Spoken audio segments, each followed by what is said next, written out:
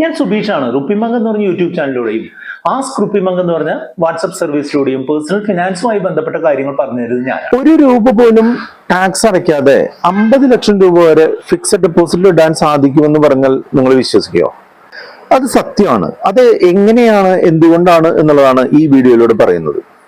Fixed ഡെപ്പോസിറ്റുകൾ എന്ന് പറഞ്ഞിട്ടുണ്ടെങ്കിൽ ബാങ്കുകളിലും post ഓഫീസുകളിലും മറ്റ് ധനകാര്യ സ്ഥാപനങ്ങളിലുമൊക്കെ ഒരു നിശ്ചിത കാലത്തേക്ക് ഒരു നിശ്ചിത പലിശ നമുക്ക് ഉറപ്പായും തരും എന്ന് പറഞ്ഞുകൊണ്ട് സേഫ് ആയിട്ടും റിലയബിൾ ആയിട്ടും നല്ല ലിക്വിഡിറ്റിയോട് കൂടിയും ഉള്ള ഒരു നിക്ഷേപ പദ്ധതികളാണ്. അതായത് നമുക്ക് ആവശ്യമുള്ള സമയത്ത് ആവശ്യമുള്ള അളവിൽ പലിശ മേടിച്ചുകൊണ്ട് മുന്നോട്ട് പോകാൻ സാധിക്കുന്ന തരത്തിലുള്ളൊരു നിക്ഷേപം.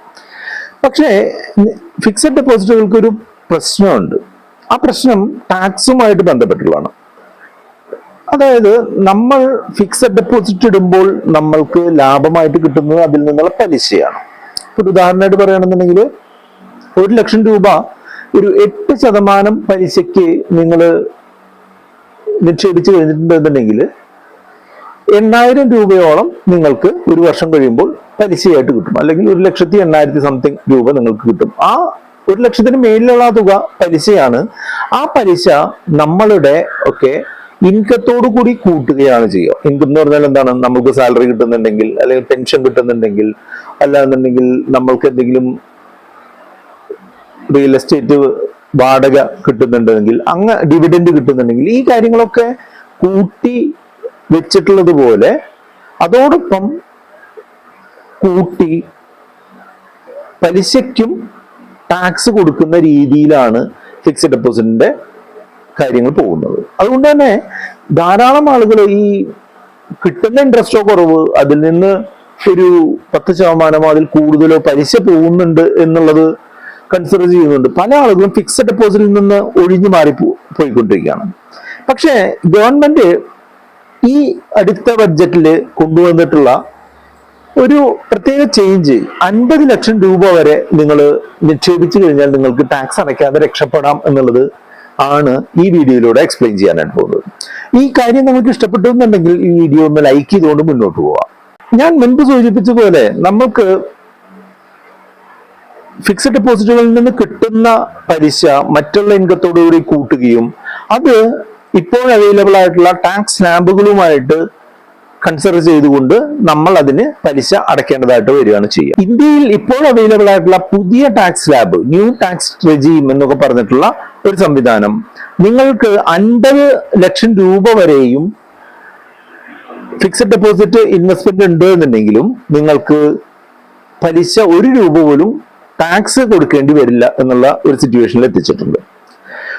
ഞാനൊരു ഉദാഹരണം പറഞ്ഞുതരാം. 50 ലക്ഷം രൂപ 7.75%, അതാണിപ്പോ ഒരു ആവറേജ് പലിശ നിരക്ക്. അങ്ങനെ 7.75% പലിശയ്ക്ക് 50 ലക്ഷം രൂപ നിങ്ങൾ ഒരു വർഷത്തേക്ക് നിക്ഷേപിച്ചിട്ടുണ്ടെന്നുണ്ടെങ്കിൽ നിങ്ങൾക്ക് പലിശയായി കിട്ടുക 3,87,000 രൂപ ആണ് ഒരു വർഷത്തെ പലിശയായിട്ട് കിട്ടുക.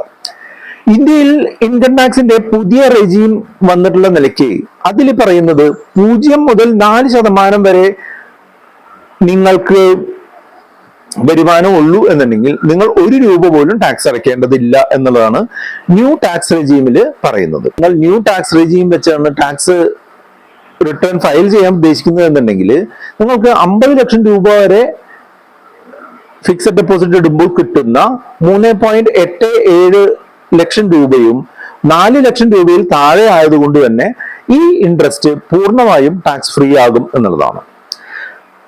നിങ്ങൾക്ക് ഞാൻ പറഞ്ഞിട്ടുള്ള കാര്യങ്ങൾ മനസ്സിലായി, നിങ്ങൾക്ക് ഫിക്സഡ് ഡെപ്പോസിറ്റുകൾ ഉണ്ട് അല്ലെങ്കിൽ ഫിക്സഡ് ഡെപ്പോസിറ്റ് ഇടാൻ താല്പര്യമുണ്ട് എന്നുണ്ടെങ്കിൽ യെസ് എന്നൊന്ന് കമന്റ് ചെയ്തുകൊണ്ട് നിങ്ങൾക്ക് മുന്നോട്ട് പോവാം. ഇതിൽ മറ്റൊരു ക്യാച്ചും കൂടെ ഉണ്ട് കേട്ടോ. 50,000 രൂപയിൽ കൂടുതൽ ഒരു വർഷം ഒരാൾക്ക് പലിശ കൊടുക്കാൻ സാധ്യതയുണ്ട് എന്നുണ്ടെങ്കിൽ നമുക്ക് തരുന്ന ഇൻട്രസ്റ്റിൽ നിന്നും 10% TDS, tax deducted at source എന്നുള്ള രീതിയിൽ നിങ്ങളുടെ കയ്യിൽ നിന്ന് പിടിക്കും. അതായത് നിങ്ങൾക്ക് ഈ 3,87,000 രൂപ പലിശ കിട്ടാൻ സാധ്യതയുണ്ട് എന്നുള്ളത് കൊണ്ട് തന്നെ 38,700 രൂപയോളം നിങ്ങൾക്ക് TDS ആയി പിടിച്ച് ബാക്കി എമൗണ്ട് മാത്രമേ നിങ്ങൾക്ക് തരാൻ സാധ്യതയുള്ളൂ.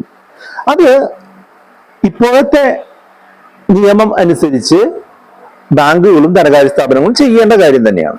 പക്ഷെ നിങ്ങൾക്ക് അതിൽ നിന്നും ഒഴിഞ്ഞു മാറുവാനായിട്ട് സാധിക്കും. കാരണം എന്താണെന്ന് വെച്ചാൽ, അത് എങ്ങനെയാണെന്ന് വെച്ചാൽ, നിങ്ങൾ പറയുകയാണ് നിങ്ങളുടെ മൊത്തത്തിലുള്ള വരുമാനം 4 ലക്ഷം രൂപയിൽ താഴെയുള്ളൂ, ഞാൻ ന്യൂ ടാക്സ് റെജീമിൽ ടാക്സ് ഫയൽ ചെയ്യാൻ ഉദ്ദേശിക്കുന്ന ആളാണ് എന്ന് ക്ലെയിം ചെയ്യുന്ന രീതിയിൽ ഫോം 15G, ഫോം 15H, ഇതിൽ ഏതെങ്കിലും ഒരു ഫോം 15G സാധാരണ ആളുകൾക്കും ഫോം 15H സീനിയർ സിറ്റിസൺസ് ആയിട്ടുള്ള ആളുകൾക്കുമാണ് ചെയ്യേണ്ടത്.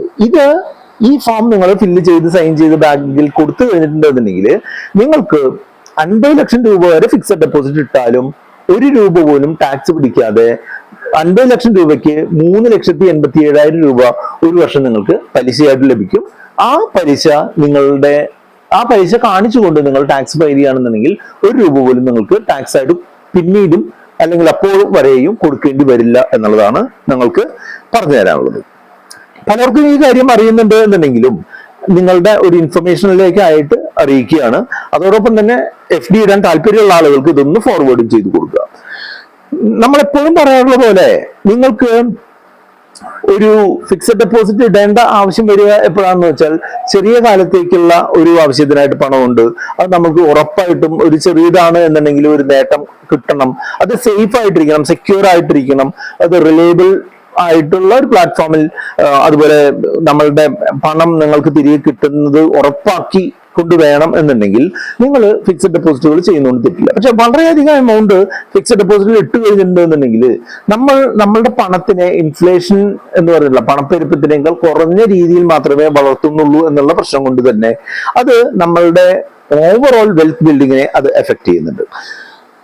എപ്പോഴും നമ്മൾ മനസ്സിലാക്കുക, ഇന്ത്യയിലെ നിയമങ്ങൾ അനുസരിച്ച് ഒരു ബാങ്ക് തകർന്നു കഴിഞ്ഞിട്ടുണ്ടെന്നുണ്ടെങ്കിൽ മാക്സിമം നിങ്ങൾക്ക് ഇൻട്രസ്റ്റും പ്രിൻസിപ്പലും അടക്കം 5 ലക്ഷം രൂപയാണ് നിങ്ങൾക്ക് തിരികെ കിട്ടുക എന്നുള്ള ഒരു കാര്യം പരിഗണിച്ച് നിങ്ങൾ എല്ലായ്പ്പോഴും ചെറിയ ബാങ്കുകളിലൊക്കെ ഇൻവെസ്റ്റ് ചെയ്യുന്ന ആളുകൾ 5 ലക്ഷം രൂപയിൽ താഴെ മാത്രം ഇൻവെസ്റ്റ് ചെയ്യാനായിട്ട് ശ്രദ്ധിക്കുക. വലിയ ബാങ്കുകളിൽ വലുതായിട്ട് ഇൻവെസ്റ്റ് ചെയ്താലും കുഴപ്പമൊന്നുമില്ല.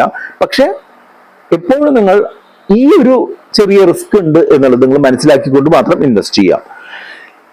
ഫിക്സഡ് ഡെപ്പോസിറ്റുകളെ പറ്റി നമ്മൾ മുൻപ് ചെയ്തിട്ടുള്ള 2 വീഡിയോകളാണ് അവിടെ കാണുന്നത്. അത് കണ്ടുകൊണ്ട് നിങ്ങൾക്ക് മുന്നോട്ട് പോകാം. ഈ ഇൻഫർമേഷൻ ഇഷ്ടപ്പെട്ടിട്ടുണ്ടെങ്കിൽ വീഡിയോ ഒന്ന് ലൈക്ക് ചെയ്യുക. കമന്റ് ചെയ്തിട്ടുള്ള ചോദ്യങ്ങൾക്ക് തീർച്ചയായിട്ടും നമുക്ക് ഉത്തരം ലഭിക്കും. അതോടൊപ്പം തന്നെ ഇത്തരം വീഡിയോ കണ്ടന്റുകൾ തുടർന്നും കാണണമെന്നുണ്ടെങ്കിൽ നമ്മുടെ ചാനൽ ഒന്ന് സബ്സ്ക്രൈബും കൂടെ ചെയ്ത് വെച്ചേക്കാം.